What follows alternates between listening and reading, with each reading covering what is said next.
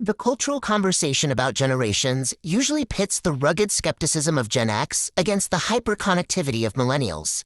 If you were born between 1965 and 2000, you were almost always dropped into one of those two boxes. But looking closely at a timeline of these demographics, there is a 9-year vacuum left right in the middle, spanning from 1976 to 1985. People born in this exact window often navigate a strange sense of displacement. They don't quite fit the purely analog, latchkey nature of Generation X, but they also aren't digital natives like the millennials who followed them. Researchers eventually gave this specific cohort a name, Xennials. They are a microgeneration, defined by the experience of living through a massive societal phase shift during their most critical formative years. You spent your childhood sitting with boredom, memorizing physical phone numbers, and knowing that if you missed a broadcast TV show, it was simply gone. Then, right as you were navigating early adulthood, the entire world went digital. Navigating this shift left you with a dual set of memories, and a mind comfortable with duality itself.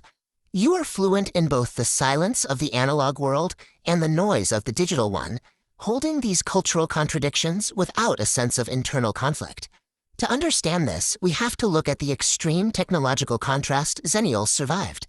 Their baseline for communication was strictly analog, built around fixed, stationary objects like this heavy rotary phone. That baseline shifted as they entered adulthood. For the oldest Xennials, the digital revolution arrived in the years leading up to their 25th year, altering the mechanics of communication just as they were establishing their own identities. This chart visualizes the plasticity of the human prefrontal cortex over time. This is the region of the brain that dictates our ability to adapt to new situations and learn complex skills. As the curve illustrates, this region remains highly flexible and continues maturing right up until roughly the age of 25. When we overlay the timeline of the digital revolution onto that same plasticity curve, we see a precise overlap. The transition from analog to digital happened during the tail end of the Xennials' peak developmental window. Because they were still in that high plasticity window, picking up new software and hardware felt natural. But because their childhood baseline was already set, they retained an analog tolerance for disconnection and boredom that younger, digital native demographics rarely experience. This developmental timing forged a kind of technological bilingualism. It built a brain adapted to navigate a digital world, but one that remembers how to function without it. That bilingualism extends beyond hardware. It created a different relationship with privacy and personal history. During a pre-digital adolescence, awkward phases, bad haircuts, and terrible decisions at parties happened entirely off the grid. There was no cloud server backing up every misstep. This aligns with how human autobiographical memory is supposed to work. Our brains are biologically designed to naturally edit past experiences. As time passes, mistakes soften, and raw data fades into shaped narratives and stories. Contrast that natural editing process with the reality faced by younger demographics. Their entire developmental period is permanently documented, searchable, and difficult to leave behind. By reaching adulthood before social media took hold, Xennials escaped the record of permanent digital documentation. Their personal history remains as fluid as human memory itself, allowed to fade and evolve into stories, rather than remaining as static, searchable data. But that sense of adaptability ran headfirst into a severe economic reality. Right as this cohort was supposed to be establishing professional stability, the 2008 financial crisis hit. According to research on economic hardship, experiencing financial trauma during critical career-building years leaves lasting marks.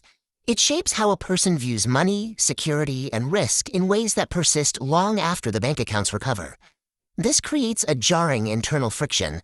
Xennials grew up during the early days of the internet, a time when technology was viewed as a tool destined to connect the globe and solve world problems. The collision of that early optimism with swift economic devastation forged a final paradox. It resulted in a generation that is optimistic about change, yet hardwired with an underlying anxiety that the societal floor could drop out at any moment. Independent yet cooperative.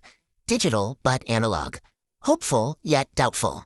They are the only group actively holding the before and the after simultaneously. And because they remember the before, they possess a unique grief for what was lost. They remember being truly alone with their thoughts, the patience of waiting, and the sensation of untracked presence. Yet they don't necessarily want to go back. While they mourn the quiet of the analog days, they genuinely appreciate the vast, immediate connection that modernization handed them. Feeling like you don't quite fit in anywhere is an adaptive advantage. It is the result of learning to bridge two entirely different ways of being. In an era of rapid change, the Xennial experience offers a psychological blueprint.